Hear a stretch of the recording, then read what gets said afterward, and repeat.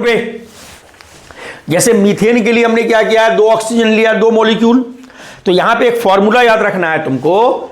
Alkene का formula होता है CN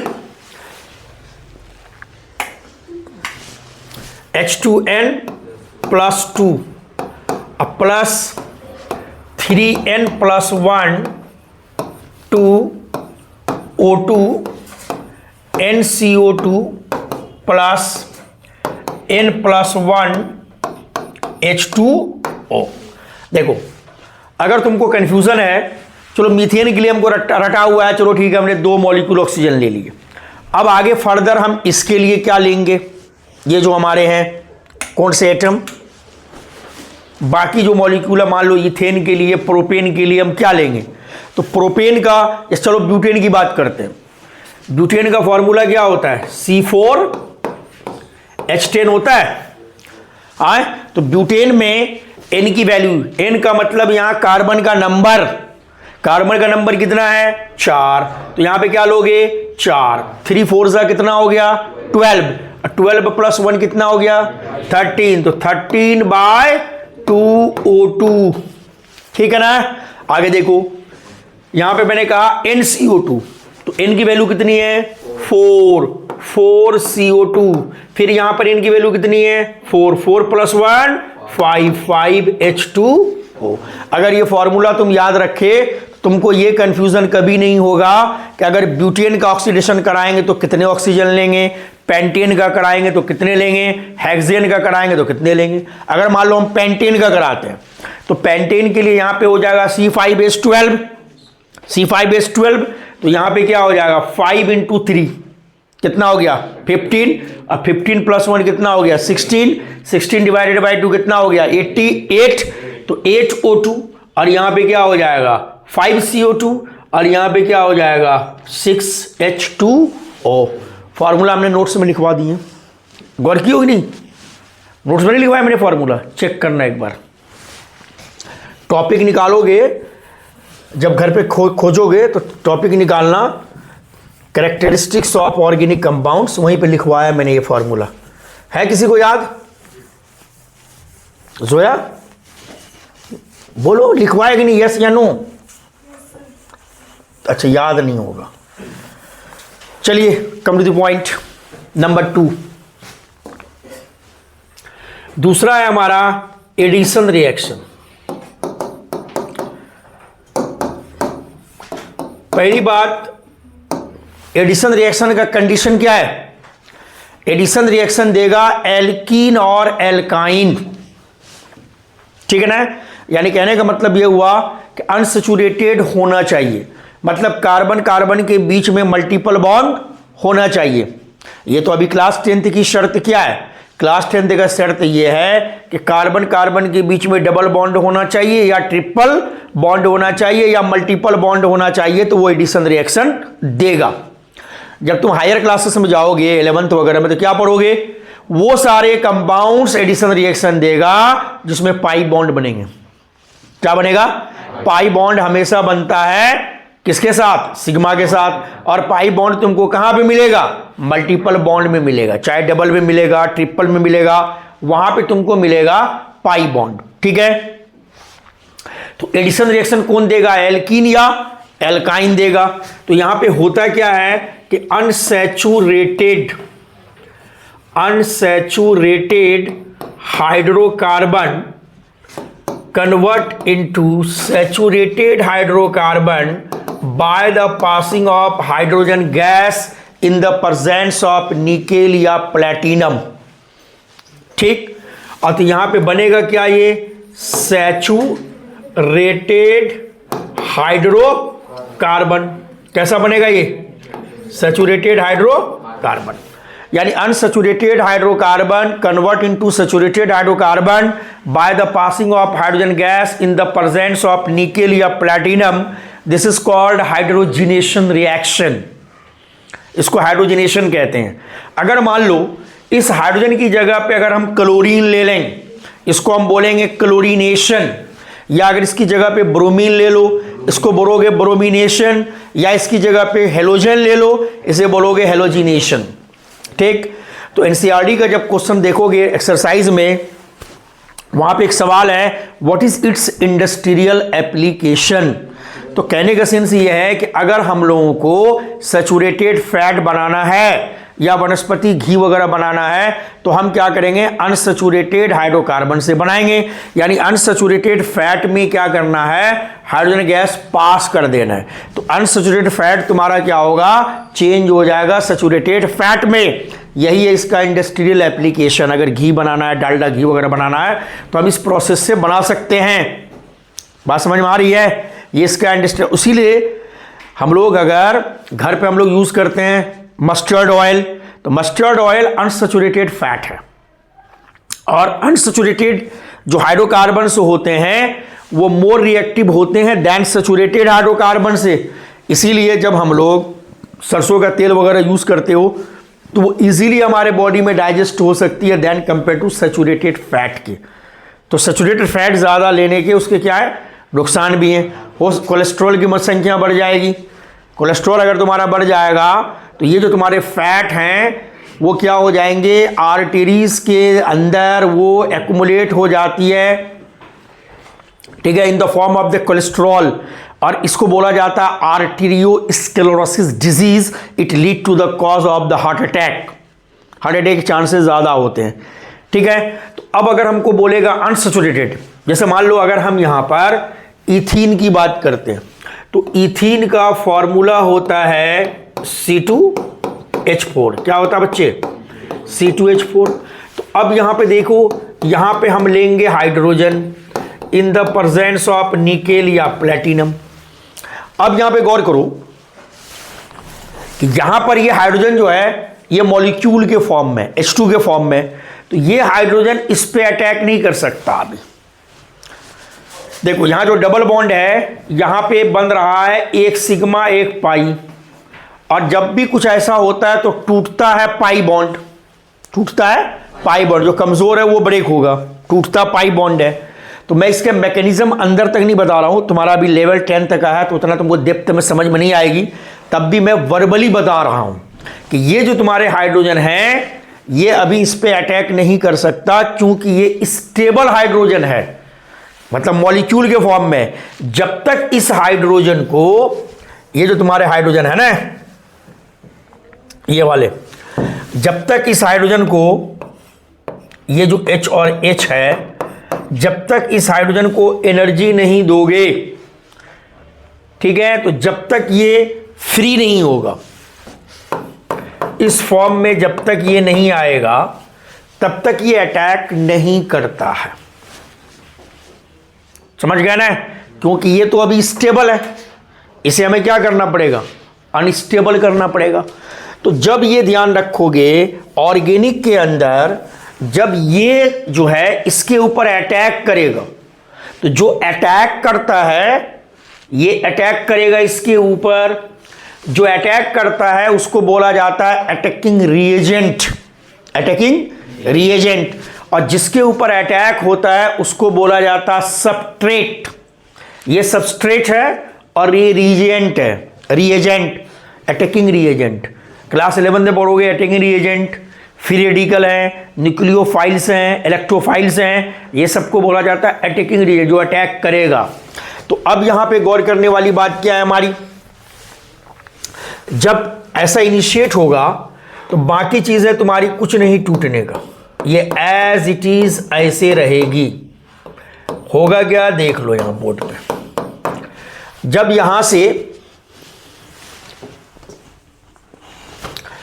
यहां से ये पाई बॉन्ड ब्रेक किया, ब्रेक करने के बाद, एक बॉन्ड ब्रेक होने के बाद कितने इलेक्ट्रॉन फ्री होते हैं, 2। कितने, 2। तो यहां पर ये जो पाई बॉन्ड बन रहा है या डबल बॉन्ड कार्बन कार्बन के बीच में बन रहा है, तो एक इलेक्ट्रॉन मिल गई इस कार्बन को, एक इस कार्बन को।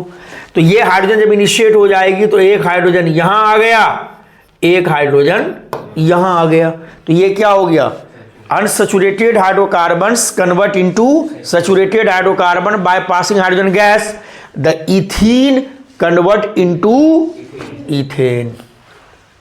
क्लियर।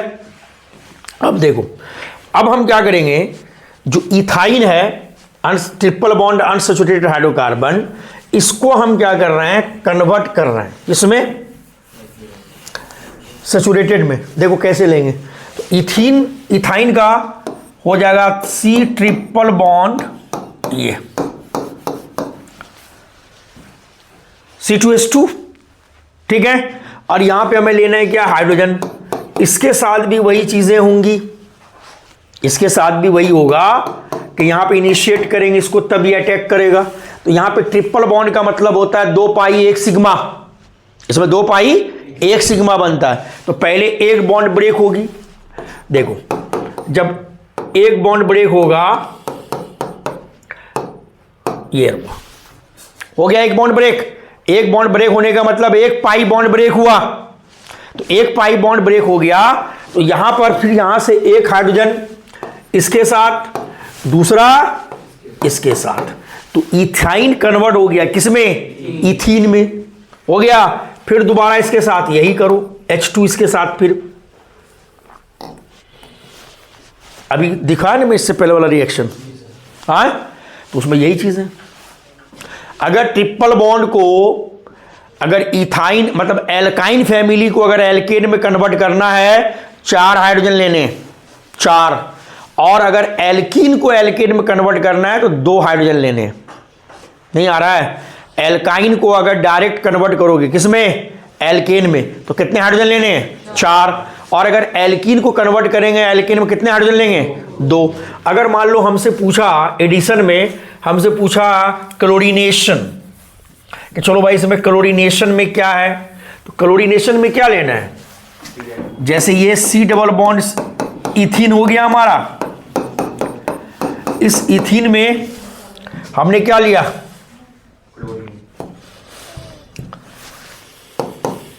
Cl2 लाइट के प्रेजेंस में मान लो,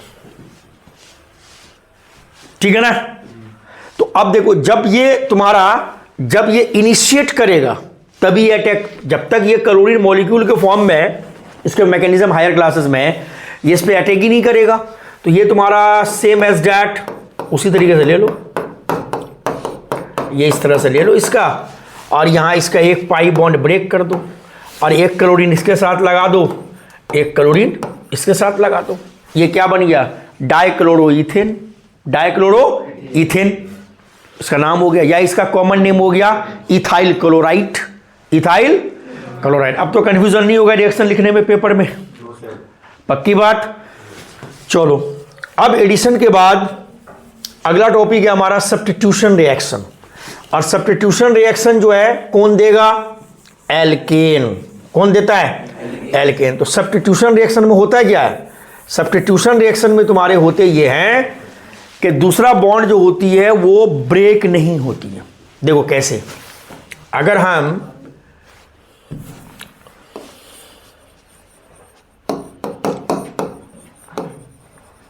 सब्स्टिट्यूशन रिएक्शन इसकी अगर बात करते हो, चलो ये मीथेन की हम बात करते हैं। मीथेन में है 4 हाइड्रोजन, अब हमने इसका क्लोरीन के साथ कराया chlorination in the presence of light. अभी भी ये क्लोरीन अटैक नहीं करेगा क्योंकि स्टेबल है, जब तक इसको छेड़ोगे नहीं मॉलिक्यूल फॉर्म से, जब तक इसको एटम के फॉर्म में नहीं लाओगे।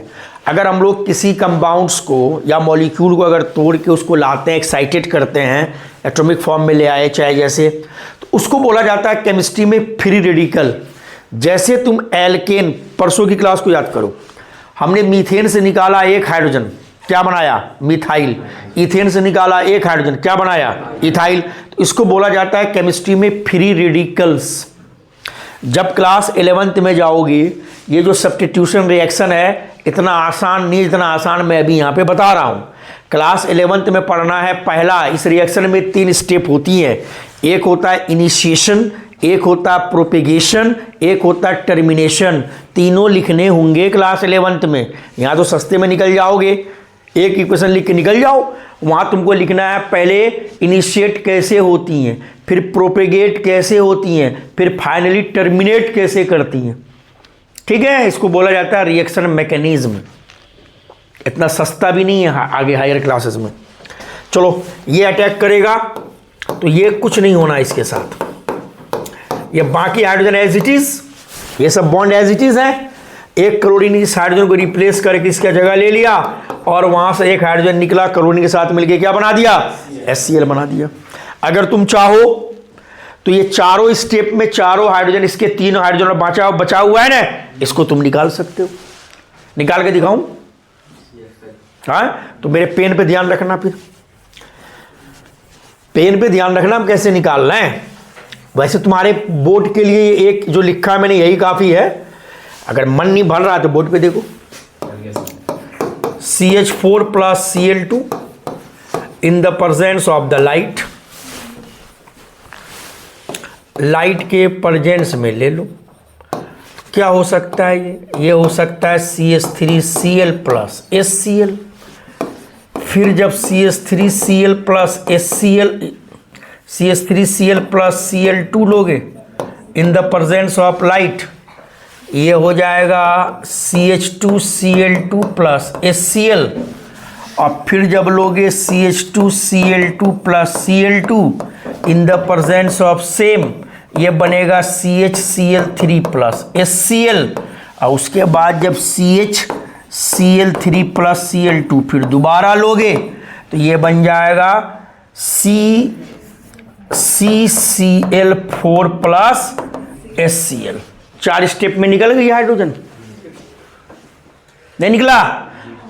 अब कुछ बच्चा क्या सोचेगा, हम तो मीथेन का फॉर्मूला पढ़े हैं CH4, क्या पढ़े हो? अब अगर मैं इस कंपाउंड का नाम बताऊं, इसका नाम है टेट्राक्लोरोमीथेन। टेट्राक्लोरोमीथेन, टेट्रा माने 4 क्लोरीन, टेट्राक्लोरोमीथेन। तो बोले ना हम तो मीथेन पढ़े हैं CH4। तो किसी भी कंपाउंड का नेम कार्बन पे डिपेंड करता है, वर्ड रूट कार्बन है ना कि हाइड्रोजन। हाइड्रोजन गिनोगे ना, नेमिंग कभी नहीं सीख पाओगे। इसका नाम हो गया टेट्राक्लोरोमीथेन। अगर मान लो, अच्छा बताओ तो ये जितने कंपाउंड मैंने लिखे हैं, ये देख रहे हो ये वाला CHCl3, ये क्या है? ये क्या है? ये क्या है? क्लोरोफॉर्म है, क्लोरोफॉर्म। चुल्लू बने के डूब मरो, क्या है ये? क्लोरोफॉर्म। क्लोरोफॉर्म का फॉर्मूला यही तो है CHCl3। ये है तुम्हारा सब्स्टिट्यूशन रिएक्शन, ठीक है। तो जब सब्स्टिट्यूशन के मैकेनिज्म के अंदर जाओगे ना, तो ऐसे भी नहीं होता कि क्लोरीन ले रहा है लाइट को, फिर लाइट के प्रेजेंस में इनिशिएट हो रहा है। यहां पे क्या करते हैं, क्या करना है देखो, यहां पे बताऊं कि छोड़ दूं? रहने दीजिए, चलो सब देख रहा, पूरी दुनिया देख रही है कि ये लोग कितना अच्छा स्टूडेंट है जो कह रहा है कि हम डॉक्टर बनेंगे, लेकिन पढ़ना नहीं चाह रहा। तुम लोग खैर डॉक्टर नहीं, डॉक्टर बनोगे, डॉक्टर। क्या बनोगे?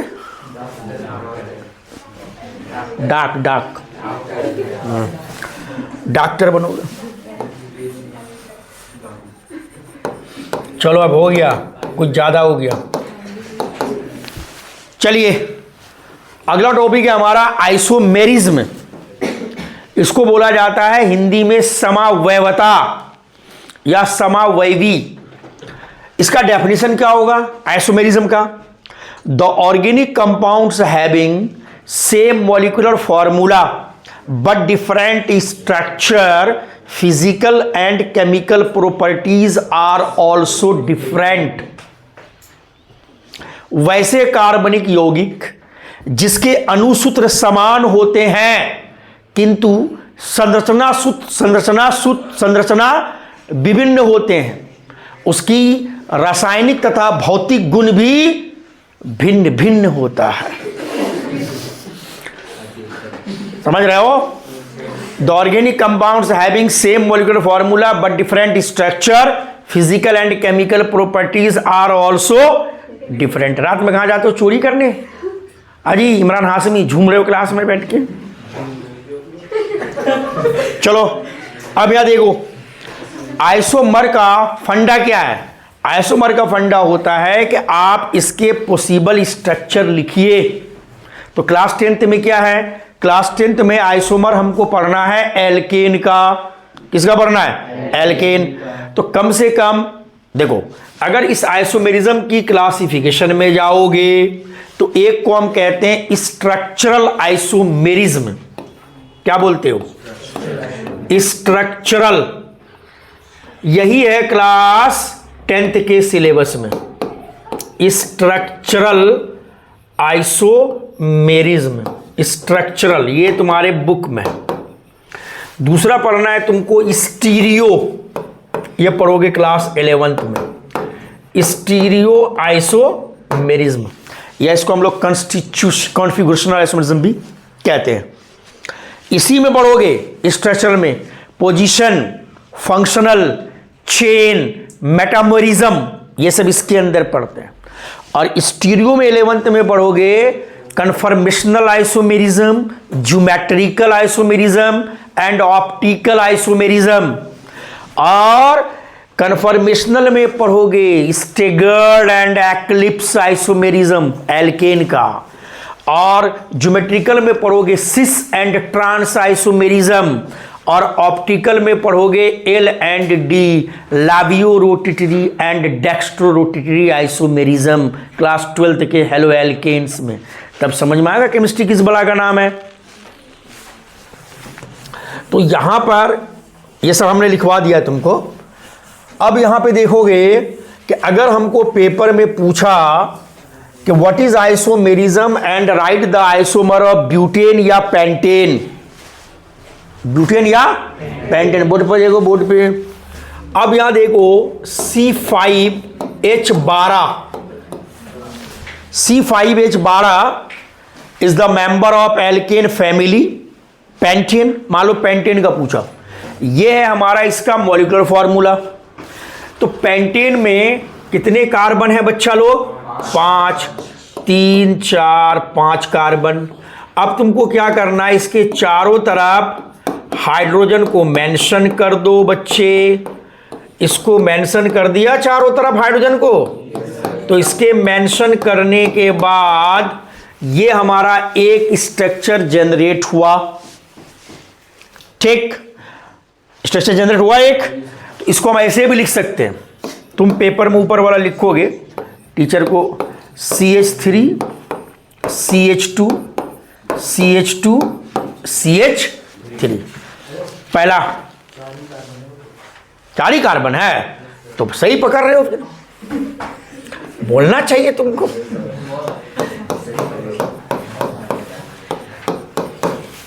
CH3 CH2 CH2 CH3। चलो, एक पॉसिबल स्ट्रक्चर ये बन गया, दिस वन बना। चलिए अब इसका हम बनाते हैं दूसरा स्ट्रक्चर। कैसा बनाना है? दूसरा देखो क्या होगा, समझो। यहां पे जब भी किसी भी कंपाउंड का फर्स्ट आइसोमर लिखना है, बहुत आसान है, नहीं है? पहला आसान नहीं है। अब हमको लिखना है इसका सेकेंड आइसोमर। तो सेकेंड आइसोमर का ट्रिक ये रखना है कि स्टार्टिंग के ये जो मिथाइल ग्रुप हैं और लास्ट के ये जो मिथाइल ग्रुप हैं, मिथाइल ग्रुप है, ये कौन सा ग्रुप है? ये स्टार्टिंग वाला और ये लास्ट वाला, इसको छेड़ना गुनाहे अजीम है, इसको नहीं छेड़ने का। इसके बाद जो ये तीनों बचता है, इसके साथ तुम किसी भी प्रकार की कोई बदतमीजी कर सकते हो, लेकिन इन दोनों के साथ नहीं करना है। पूछाया तभी तो सेकंड स्ट्रक्चर लिखेंगे। अब देखो यहां पे क्या होगा। चलो भाई, मैंने कहा कि पहले वाले के साथ और लास्ट वाले के साथ बदतमीजी नहीं करनी। चलो, नहीं करनी, हो गया ना। अब देखना क्या हुआ यहां पे। इस बीच में अगर हम गौर करते हैं तो मुझे 1, 2 और 3 कार्बन देखने को मिल रहा है। ठीक, वेरी गुड, बोलते रहो क्लास में। 3 कार्बन देखने को मिल रहा ना। अब देखना यहां पे, इस वाले को मैंने हूबहू लिख दिया।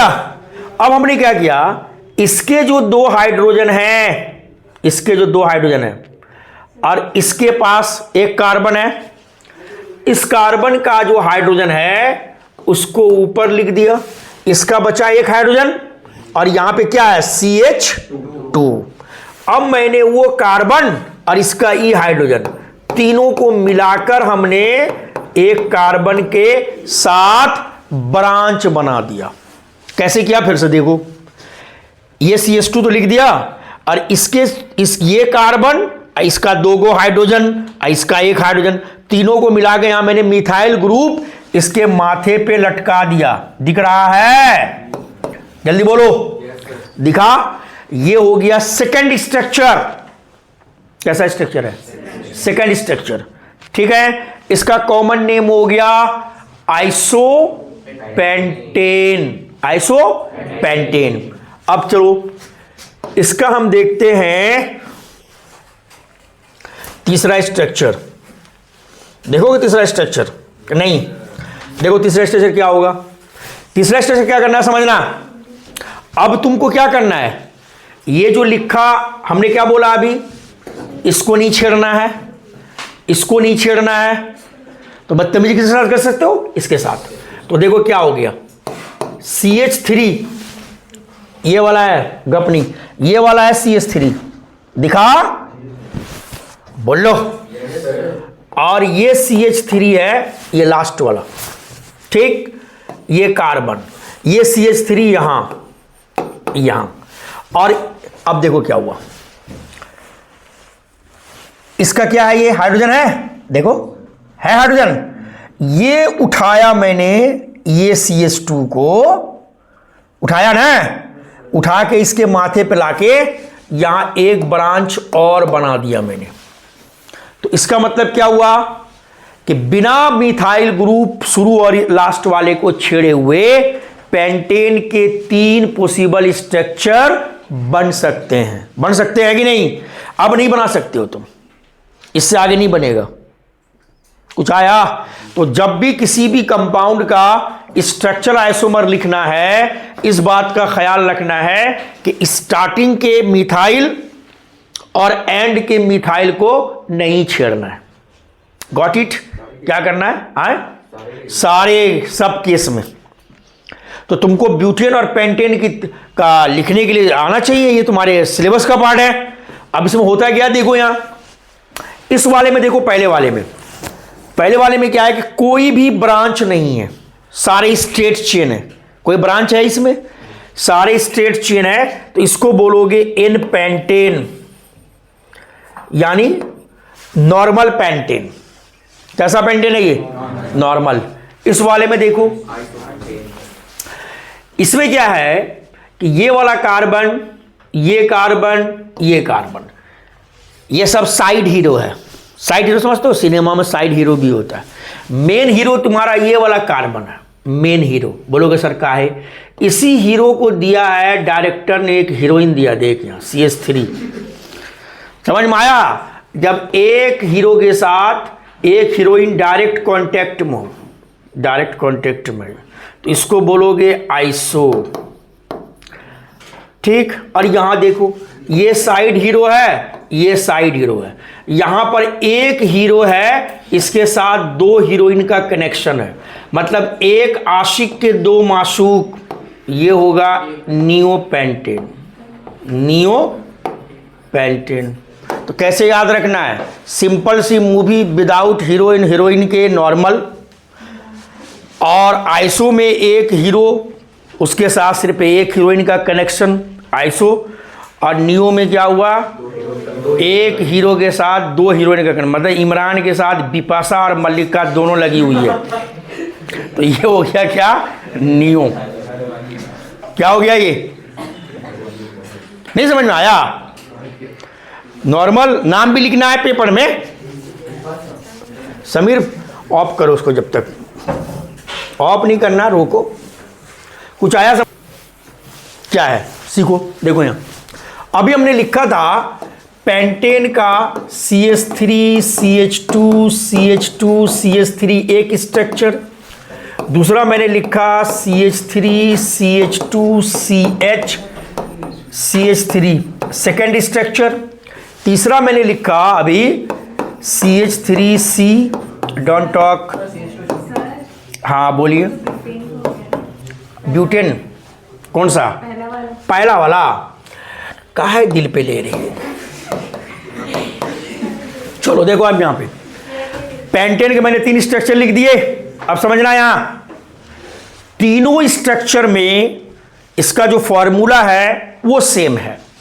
देखो कैसे, इसका फॉर्मूला है C5H12। चलो इसका मास निकालते हैं। कार्बन है 5, एक कार्बन का मास होता है 12, 12 पंचे 60, 60 और 12 कितना हो गया? 72। कितना हो गया?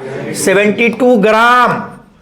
अब समझो, जब पेंटेन का मास 72 ग्राम होता है या 72U, अब समझना है तो 72U तो इसमें भी है, 72U इसके भी है और 72 इसके भी है। जब मास सेम है तो फिजिकल प्रॉपर्टीज भी सेम होनी चाहिए, ऐसा नहीं है। अब समझना, जिस कंपाउंड के अंदर, ट्रिक सीखो पहले, जिस कंपाउंड के अंदर जितने ज्यादा ब्रांच होंगे उसकी मेल्टिंग और बॉइलिंग पॉइंट उतनी ही कम होगी। Number of branches increases, melting and boiling point decreases. तो इसलिए इन तीनों में अगर हमको चूज करने के लिए आए तो सबसे ज्यादा MP या BP इसकी होगी, फिर इसकी होगी, फिर इसकी होगी। ट्रिक याद रखना, no any branch, melting and boiling point ज्यादा होगी। जितना ज्यादा ब्रांच बढ़ता है उसकी MP और BP घट जाती है, जबकि मास सेम है, मास सबका सेम है। ब्रांच की वजह से पढ़ोगे हायर क्लासेस में, मैं तो सिर्फ तुमको थोड़ा सा ट्रिक बता रहा हूं कि जितना ज्यादा ब्रांच होगा उसकी MP और BP उतनी कम हो जाती है। बोलिए, बातें समझ में आ रही हैं? अरे ये बातें क्लियर नहीं हुआ तुम लोग का? चलो अब देखो, यहां पे पेपर में आता है हमारा सैचुरेटेड, क्या आता है पेपर में? बोलो। Saturated hydrocarbon versus unsaturated. मतलब हमको क्या करना है, दोनों को डिस्टिंग्विश करना। How can be distinguish alkene and alkene या एल्काइन? तो अनसैचुरेटेड में तो तुम्हारा दोनों आ जाएगा, एल्कीन और एल्काइन दोनों आ जाएगा। सैचुरेटेड में ये समझना, यहां सैचुरेटेड में क्या है कि सैचुरेटेड जो होता है वो एडिशन रिएक्शन नहीं देगा। सैचुरेटेड हाइड्रोकार्बन्स एडिशन रिएक्शन नहीं देगा और अनसैचुरेटेड हाइड्रोकार्बन एडिशन रिएक्शन देगा। अब आते हैं पॉइंट नंबर 2 पे। ये जो हमारा सैचुरेटेड हाइड्रोकार्बन है ये सब्स्टिट्यूशन रिएक्शन देगा। कौन सा? ये नहीं देगा। क्लास 10 में इतना ही जानना है, ये नहीं देगा। उसके बाद तुमको क्या करना है, ये जो ब्रोमीन वाटर होता है, ब्रोमीन वाटर, अगर ब्रोमीन वाटर सैचुरेटेड के ऊपर डालोगे तो उसमें तुमको कोई चेंजिंग देखने को नहीं मिलेगा। लेकिन अगर तुम अनसैचुरेटेड के ऊपर डालोगे तो उसके कलर कलरलेस हो जाते हैं, कलर चेंज हो जाता है। तो इसका मतलब क्या हुआ कि ब्रोमीन वाटर के साथ अनसैचुरेटेड हाइड्रोकार्बन क्या करता है, रिएक्ट, मतलब अपना कलर चेंज करता है। देखने को तुमको चेंजिंग मिलेगी लेकिन सैचुरेटेड के साथ देखने को चेंजिंग नहीं मिलेगी। सेम एज दैट, अगर हम सैचुरेटेड हाइड्रोकार्बन के ऊपर अगर हम KMnO4 डालते हैं, पोटेशियम परमैंगनेट, इसको बोला जाता है बेयर्स रिएजेंट। क्या बोलते हो? बेयर्स रिएजेंट कहते हैं इसको, KMnO4। इसका जब पिंक कलर हम इसके ऊपर डालते हैं सैचुरेटेड पे तो कुछ भी नहीं देखने को मिलता है, लेकिन जब इसके अनसैचुरेटेड के ऊपर डालेंगे तो इसका जो पिंक कलर होता है वो डीकलराइज यानी कि कलरलेस हो जाता है। तो इसका मतलब क्या हुआ कि बेयर्स रिएजेंट के साथ सैचुरेटेड नहीं करता है, ब्रोमीन वाटर के साथ नहीं करेगा, लेकिन अनसैचुरेटेड जो होता है बेयर्स रिएजेंट यानी केमिनोफोर is the most popular oxidizing agent. समझ रहे हो? K2Cr2O7 भी है, अच्छे अच्छे रिएजेंट होते हैं ये। इसका कॉमन नेम है बेयर्स रिएजेंट। कौन सा रिएजेंट? बेयर्स। और जब इसको इसके साथ कराओगे तो ये यूजुअली क्या करता है, MnO2 का पीपीटी बनाता है। MnO2 क्या हुआ? मैग्नेस ऑक्साइड। Mn यहां पे क्या है? मैग्नीज। और MnO2 किस प्रोसेस के द्वारा कंसंट्रेट करते हो? Magnetic separation process. IP 2012 में पूछा हुआ क्वेश्चन है मेडिकल में, ये लोग पढ़ता है क्लास में। अगर यहां देखो बोर्ड पे पहले, अगर तुमको कोई भी एंट्रेंस एग्जाम निकालना है तो you should move your brain at 360 degree. अगर तुम्हारे अंदर 360 डिग्री पे अपने ब्रेन को घुमाने की कला नहीं है, तुम 10 गो किताब पढ़ लो, तुम्हारा एंट्रेंस नहीं निकलेगा। कौन बोला कि पढ़ने से एंट्रेंस निकल जाता है? बुला के लाना मेरे पास। कोई बोल रहा है कि पढ़ने से, आज के ज़माने में जितना कंपटीशन है, पढ़ने से इंटरेस्ट नहीं निकलेगा। एतकाफ में बैठो, इबादत। 5 वक्त की नमाज पढ़ते हो, तुमको क्या लग रहा है तुम्हारी 5 वक्त नमाज कबूल हो गई? नहीं होती, वो तो उठक बैठक हो गया। एक्सरसाइज कर रहे हैं हम जाके मस्जिद में। अगर एक स्टूडेंट को बोला गया, कॉमन सा example low, sir what do you know about sodium, अब तुम लोग क्या करोगे? कम से कम 2-3 बात बताओगे सोडियम के बारे में। चलो मैं ही बता देता हूं तुमसे क्या एक्सपेक्टेशन हम रखेंगे। मतलब तुमसे अगर हम पूछे हैं तो तुम 2-3 को बात हमको सोडियम के बारे में बताओगे। हमें मालूम है, कहोगे सर ये एक मेटल है, इसका एटॉमिक नंबर 11 है, मास नंबर सर इसका 23 है, और इसका इलेक्ट्रॉनिक कॉन्फ़िगरेशन सर 281 है, और इसका वैलेंस इलेक्ट्रॉन 1 है, इसकी वैलेंसी 1 है। इससे आगे जानकारी है तुमको इसके बारे में? बोलिए। हाँ, चाकू से काट सकते हैं, केरोसिन में रख सकते हैं। आगे बोलो।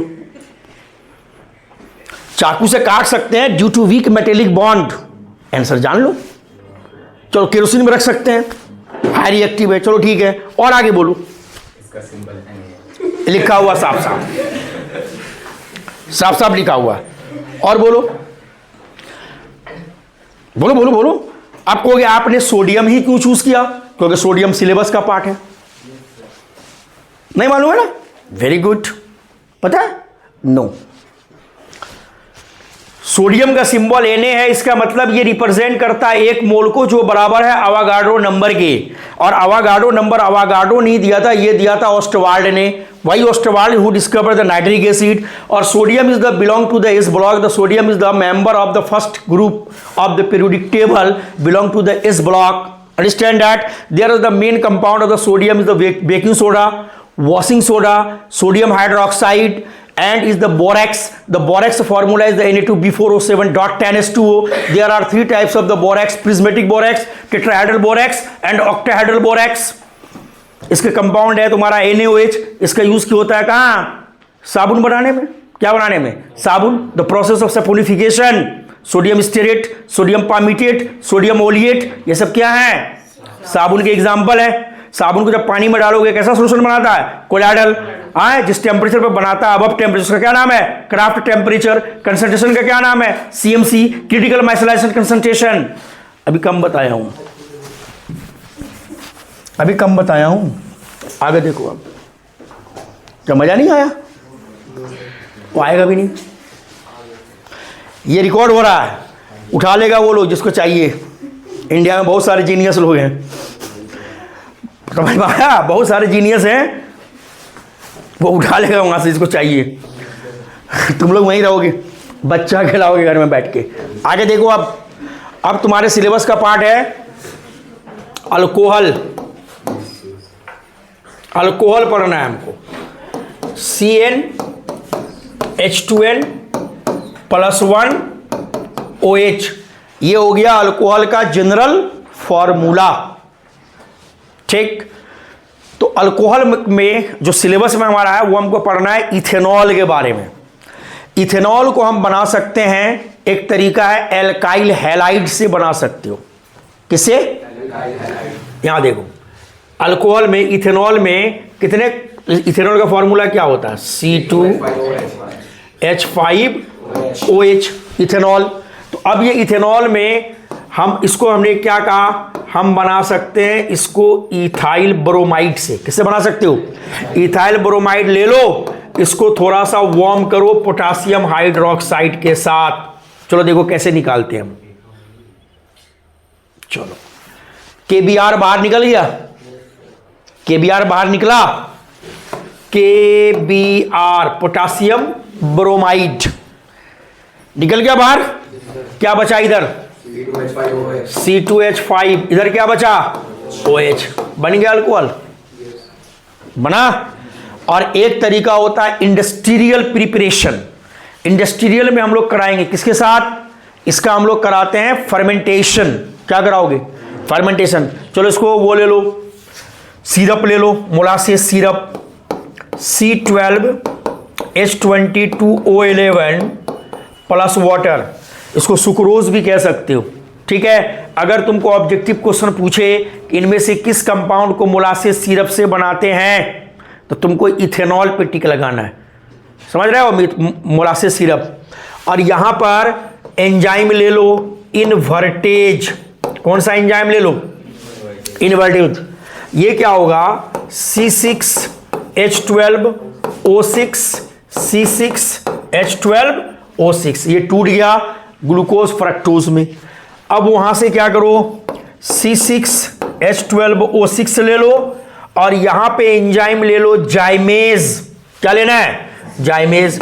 ये हमारा बनाएगा 2 molecule of ethyl alcohol and carbon dioxide gas बाहर निकल रहा है। अलीगढ़ में यही सवाल पूछा था, which of the following gas is evolve in the process of fermentation. Fermentation को हिंदी में कहते हैं किण्वन, यानी fermentation is a slow process in which complex compound या organic compound break down in the 2 or more simpler compounds in the presence of the enzymes. This process is called the fermentation. Fermentation is an example of the anaerobic respiration. Anaerobic respiration, उसमें कितने molecule बनते हैं? ATP, 2 ATP बनते हैं। ATP, adenosine triphosphate. Who discover? Carl Lohmann, Y. Subbarao, C. Fisk. Father of Fritz Lipman is known as father of ATP cycle. 2 ATP equal to that of 56 kilo calorie. 1 calorie कितना? 4.2 joule. निकल रहा मुंह से answer? नहीं निकल रहा। 1 joule कितना अर्ग? 10⁻7 अर्ग। वो निकलेगा ही नहीं। कहां से? पता नहीं कहां से बनाओगे, यहां से बड़े। चलिए, अब यहां पे पूछेगा इनमें से फर्मेंटेशन में गैस कौन सी निकल रही है? कार्बन डाइऑक्साइड गैस निकल रही है। तो अब जो तुम्हारा ये इथेनॉल है, इथेनॉल तुम्हारा कलरलेस हो गया, और इसको पानी में डालोगे तो वाटर में ये पूरी तरीके से मिसिबल है। वाटर में पूरी तरीके से क्या है? ये मिसिबल है। कौन मिसिबल है वाटर में पूरी तरीके से? कौन मिसिबल है? इथेनॉल या इथाइल अल्कोहल। जैसे तुम्हारा एनसीईआरटी में तुम क्या पढ़ती हो कि ये जो है तुम्हारा अल्कोहल जो है ये न्यूट्रल है, लिटमस पे इसका कोई असर नहीं होता। It is the neutral. क्या है ये? न्यूट्रल। ऐसा माना जाता है न्यूट्रल है। लेकिन जब तुम हायर क्लासेस में जाओगे तो वहां न्यूट्रल से काम नहीं चलेगा।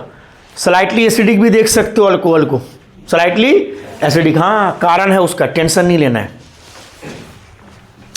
अब अगर हम अल्कोहल देखते हैं, अगर अल्कोहल की क्लासिफिकेशन देखते हो, एक होता है तुम्हारा 2, एक और 3। एक को बोलोगे प्राइमरी अल्कोहल, एक को बोलोगे सेकेंडरी अल्कोहल, और एक को बोलोगे tertiary alcohol. Primary, secondary and tertiary. जिस अल्कोहल में एक एल्काइल ग्रुप हो, प्राइमरी। देखो यहां मेरी क्लास में तो बहुत बड़े वाले सब है ना। प्राइमरी अल्कोहल बोलने को तैयार नहीं है। सेकेंडरी अल्कोहल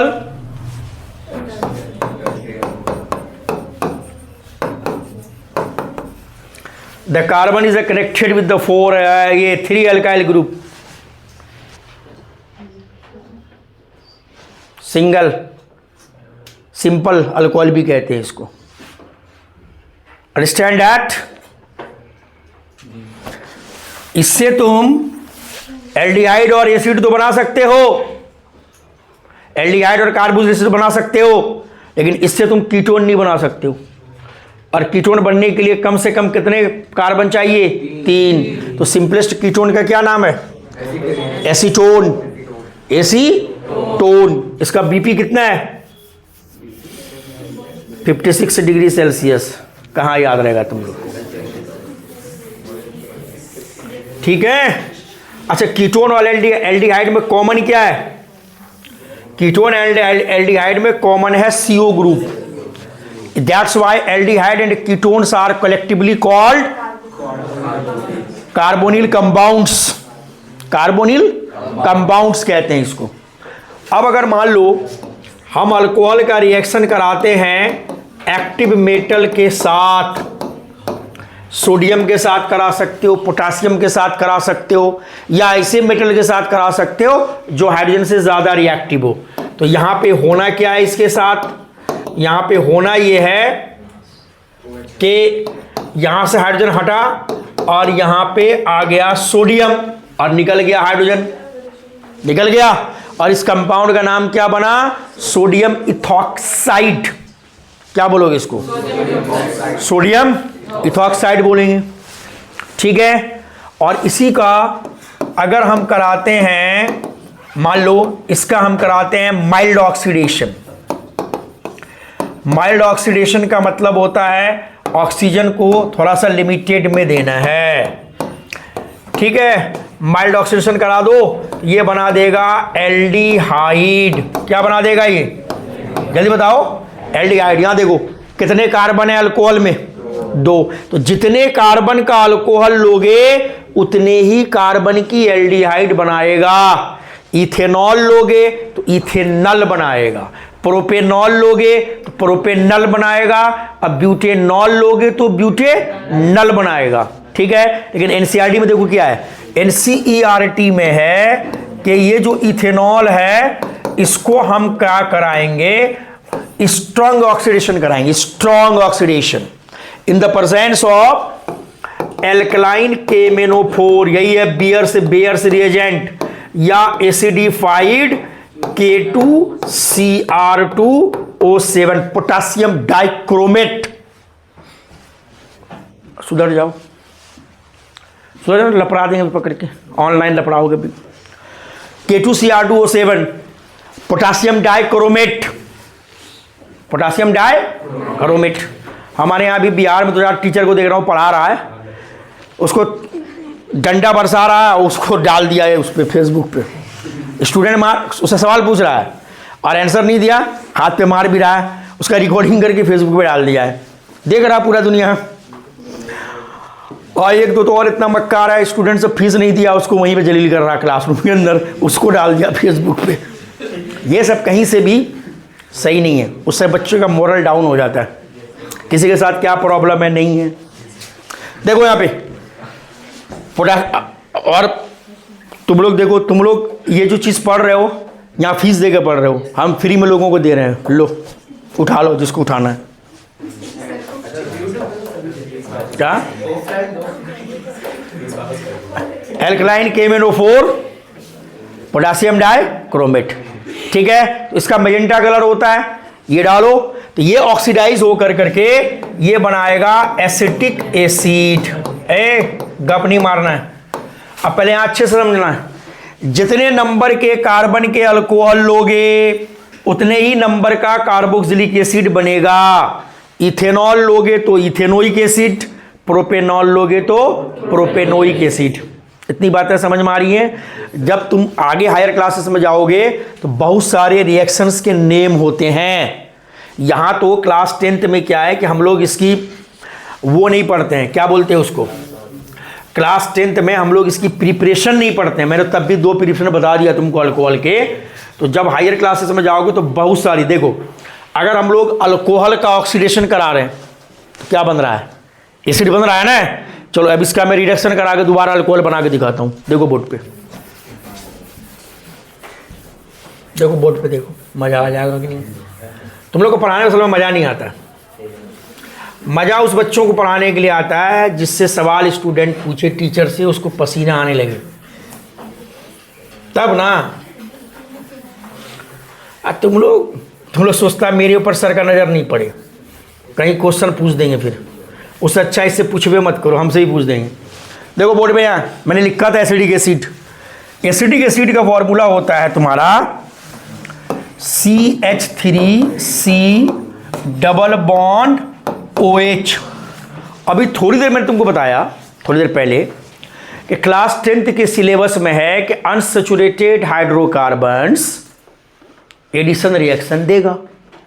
तो मैंने तुमको क्या बोला कि हायर क्लासेस में जब जाओगे तो थोड़ा सा तुम्हारा तरीका पढ़ने का चेंज ये हो जाएगा कि वो सारे कंपाउंड एडिशन रिएक्शन देंगे जिसके पास पाई बॉन्ड बनेगा। तो मैंने तुमको बोला कि पाई बॉन्ड कहाँ बनता है, मल्टीपल बॉन्ड में बनता है। तो यहां पे देखो मल्टीपल बॉन्ड कहां पे है,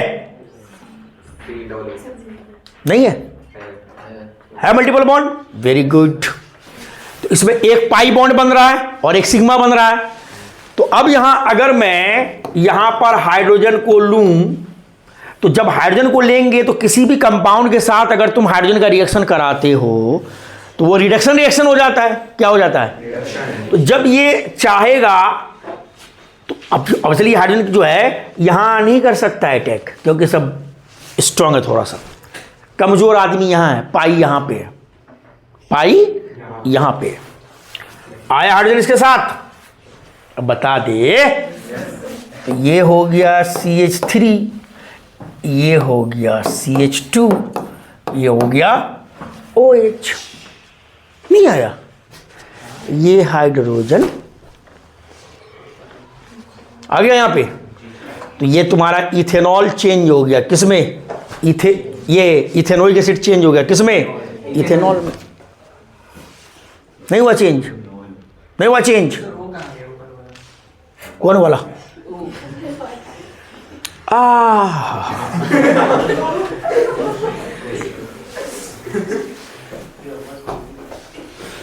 ये एसिडिक एसिड है ना, उसके आगे और भी तो बाय प्रोडक्ट बनाओगे एक। तो यहां पर सवाल क्या राइज हुआ समझना, हम अगर अल्कोहल से बनाते हैं कार्बोक्सिलिक एसिड तो हम कार्बोक्सिलिक एसिड से अल्कोहल भी बना सकते हैं, अल्कोहल से एल्डिहाइड भी बना सकते हो और अल्कोहल से कीटोन भी बना सकते हो। हम लोग टर्शरी अल्कोहल से फ्रीक्वेंटली कीटोन बना सकते हैं। तो जब जाओगे क्लास 12th में तो वहाँ एक पूरा चैप्टर है aldehyde, ketone and carboxylic acid. तो वहाँ पे जाकर के पढ़ोगे कि एल्डिहाइड और कीटोन में सिमिलरिटीज़ भी हैं और डिफरेंसेस भी हैं। जैसे सिल्वर मिरर टेस्ट एल्डिहाइड देता है, कीटोन नहीं देता है। सिल्वर मिरर टेस्ट, बहुत सारे रिएक्शंस हैं हायर क्लासेस में, नाम सुनोगे तो अभी बेहोश हो जाओगे। एक रिएक्शन का नाम है बोरोडाइन हंस डीकर रिएक्शन, एक का नाम है वुल्फ किश्नर रिएक्शन, एक का नाम है सब्स्टिट्यूशन यूनिमोलिकुलर सब्स्टिट्यूशन बायमोलिकुलर, ठीक है, और एक का नाम है, और बताऊं तो बताओ न, और बताऊं? हाँ नहीं सर, आप लोग बनेंगे डॉक्टर, बंद कर दो भाई, ये लोग डॉक्टर बनेगा।